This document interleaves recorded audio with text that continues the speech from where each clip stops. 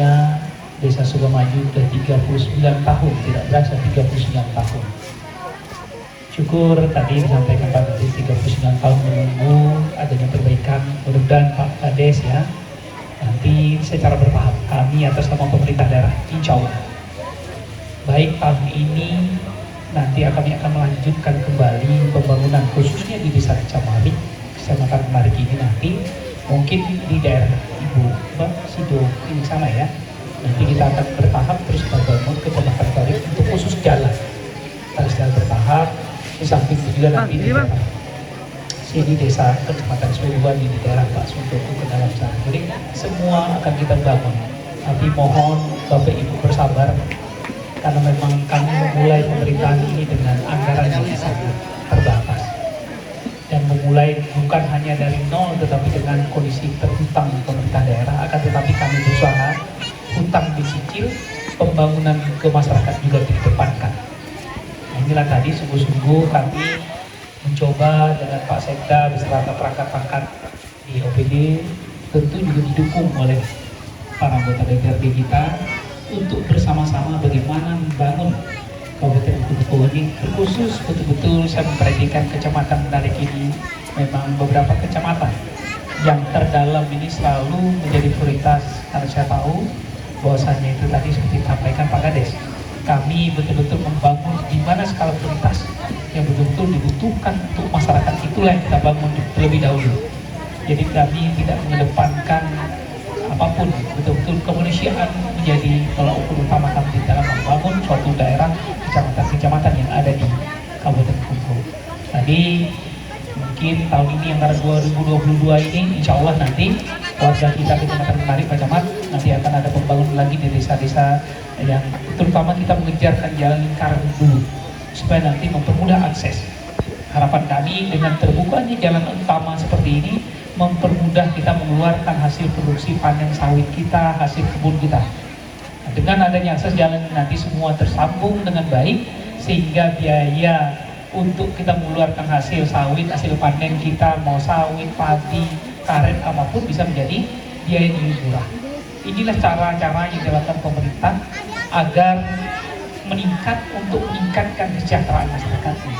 Karena saya tahu betul selama ini bahwasanya itu biaya logistik atau biaya truk, angkutan apapun namanya di Kabupaten Kubu itu sangat mahal. Kenapa mahal? Karena jalan-jalan yang masih sangat memprihatinkan. Mudah-mudahan kami akan berusaha semaksimal mungkin. Tadi saya sampaikan ke Pak Kades, nanti di sebelah sini Kecamatan Baik SP1, SP2 segini, mungkin tahun depan nanti kami pindah lagi SP3, Mulia dan sebagainya di sana. Jadi kami akan bertahap. Kami mengerjakan yang terdalam yang betul-betul dibutuhkan masyarakat. Oleh sebab itu, tentu tadi bukan hanya di sini juga, dan tahun ini juga kami akan mempercepat pekerjaan juga nanti di kecamatan lain, khususnya kecamatan perbatasan Penarik dan Taman Jaya, arah ke Pondok Pesantren ya. Dan juga nanti ada beberapa di desa Ipuh, arah ke kuburan. Jadi kalau ke kuburan, orang susah bagaimana kami kerjakan, itu yang dulu. Tapi secara bertahap, kami yakin dan percaya tadi, tentu ini juga keberhasilan kami bukan karena pemerintah daerah juga, ini berkat doa masyarakat Kabupaten Bengkulu secara keseluruhan. Kami yakin, walaupun kondisi kabupaten kita prihatin keuangan, tapi berkat doa kita bersama, kebersamaan kita, insya Allah pembangunan di kabupaten kita ini dapat kita betul-betul bisa kita laksanakan semaksimal mungkin. Di samping itu juga perlu kami sampaikan juga hari ini kami lagi berjuang bagaimana jembatan Cilandak, termasuk jembatan Pondok Lunang, Tresno dan sebagainya juga lagi diperjuangkan. Tadi kami baru balik dari kota Bengkulu. Kemarin sore rapat di Bengkulu, baru pesawat Susi Air sampai dari bandara langsung ke sini. Beberapa hari sebelumnya kami juga ada rapat di Jakarta dengan Kementerian PUPR di bawah Direktur Jembatan dan Jalan. Juga hal yang sama, kami memohon suaka, minta tolong. Karena bagi saya adalah, saya tidak akan gengsi minta tolong ke siapapun di pemerintah pusat sepanjang untuk kepentingan masyarakat umum yang ada di Kabupaten Bogor. Oleh sebab itu, yakinlah Bapak Ibu, gak usah khawatir, gak usah kecewa, termasuk juga adik-adik ya. kami pemerintah daerah betul-betul dengan niat yang tulus ikhlas untuk bagaimana membangun daerah ini agar betul-betul bisa menekan biaya logistik atau biaya truk kita itu. Karena selama ini saya lihat hari ini kita bersyukur komoditi kelapa sawit kita sudah sangat baik harganya di internasional, tentu berdampak dengan kita. Oleh sebab itu, dulu harga sawit 1000, biaya logistik kita udah 300-400 potong harga sawit kita. Sekarang harga udah 3000, logistik kita mungkin bukan 300-400 tapi bisa lebih turun karena jalannya udah bagus. Nah, inilah cara-cara kami lakukan. Lebih bagus kita mengerjakan jalan dulu. Nah, setelah itu nanti secara bertahap tentu tadi termasuk juga nanti kelompok-kelompok adat ya, keagamaan tadi seperti nanti kelompok-kelompok ya NU, Lazis NU dan sebagainya, kebijakan agama, semua agama akan kami perhatikan dengan tentu tadi secara bertahap. Kami tidak bisa membangun sekaligus besar, akan tetapi kami punya etikat dengan betul-betul dengan etikat yang bulat, bekerja keras. Saya selalu menyampaikan seperti disampaikan Pak Camat tadi. Kami meminta, terima kasih juga informasi yang diberikan Pak Camat. Saya meminta atas nama Kepala Daerah, Bupati segera Camat berkoordinasi dengan para kades untuk memberikan pelayanan tercepat, secepat mungkin. Dana desa harus bisa digunakan, disalurkan ke tengah masyarakat khususnya BLT. Dengan adanya BLT ini nanti, sehingga betul-betul warga kita yang tidak mampu, kurang mampu dan tidak mampu ini bisa menikmati dan bisa membelanjakan uang itu, bisa menggerakkan ekonomi yang ada di Kecamatan Penarik dan terkhusus juga Kabupaten Kukubu. Nah, itulah tadi. Dan saya juga senang apa disampaikan Pak Camat tadi, usahakan betul sebelum puasa ini dijalankan, sehingga nanti bagi yang berpuasa bisa menikmati hasil uang tersebut untuk dalam hal bulan suci Ramadan. Inilah tugas berat. Jadi terus terang Bapak Ibu semuanya yang sampaikan, Pak Camat selalu saya ini kan saya tegur terus. Jadi bukan berarti saya cerewet, memang harus cerewet demi untuk kepentingan masyarakat. Kalau masyarakat kita sejahtera, sudah makmur, tentu semuanya akan menjadi tenang. Pak Babinsa, Mas juga senang. Karena apa? Orang hidupnya sudah makmur. Kalau suatu daerah sudah makmur, biasanya kejahatan berkurang, kenakalan berkurang. Tapi kalau orang hidupnya susah, ya, lapar dan sebagainya, tentu nanti kegiatan-kegiatan yang negatif akan timbul, godaan-godaan negatif akan timbul. Tapi satu pesan saya buat khusus anak-anak muda, ini khusus anak-anak muda ini dan ibu-ibu yang punya anak remaja, tentu tadi sekarang maraknya narkoba. Sesuai yang laporkan Pak Kapolres dengan saya bahwasanya maraknya narkoba di Kabupaten Kukubu. Oleh sebab itu saya meminta betul-betul ibu-ibu harus rajin menegur anak-anaknya, menyapa anak-anaknya agar jangan terpengaruh oleh narkotika. Seseorang yang sudah kena narkoba, otomatis anak-anak tersebut akan susah berpikir dengan keras. Nah, ini yang rugi nanti siapa? Masyarakat kita sendiri. Lebih baik anak-anak disalurkan tadi dengan bakatnya tadi melalui olahraga. Tadi di sini ada pencaksilat, saya melihat beberapa kelompok berbagai ini. Lebih baik ikutkan ekstrakurikuler, kegiatan-kegiatan yang bermanfaat tadi seperti ini. Saya melihat, saya senang untuk menyalurkan bakat anak-anak agar betul-betul kegiatan-kegiatan positif ini perlu dikedepankan. Nah, kalau sudah kena narkoba sudah susah. Dulu nanti Pak Babinsa, Pak Kemen juga pusing kejahatan-kejahatan karena orang dalam udah narkotikanya udah susah. Oleh sebab itu betul-betul sekali lagi saya berpesan kepada generasi muda selalu harus berkegiatan positif. Yakinlah pemerintah daerah akan selalu tadi ke depan kami juga akan coba menganggarkan dengan kegiatan KONI ya, kegiatan olahraga ini melalui KONI nanti kegiatan-kegiatan di olahraga ini akan didukung betul oleh pemerintah untuk menyalurkan bakatnya dan melalui kegiatan-kegiatan event-event yang akan diadakan oleh KONI. Nah, ini di sisi buat tadi remaja-remaja yang di samping itu ibu-ibu juga kami bekerja sama dengan Majelis Taklim BKPNT. Nah, nanti juga akan lain sama PKK. Kami minta ibu PKK juga turun ke tengah masyarakat, bagaimana untuk membimbing ibu-ibu di samping menunggu bapak-bapaknya ke kebun, ibu-ibu juga bisa produktif. Nah, ini yang kami lakukan. Di samping itu juga kami juga lagi berjuang agar listrik di Kabupaten Kukubu ini swasembada. Ini kami lagi rapat dengan PLN di pusat kemarin.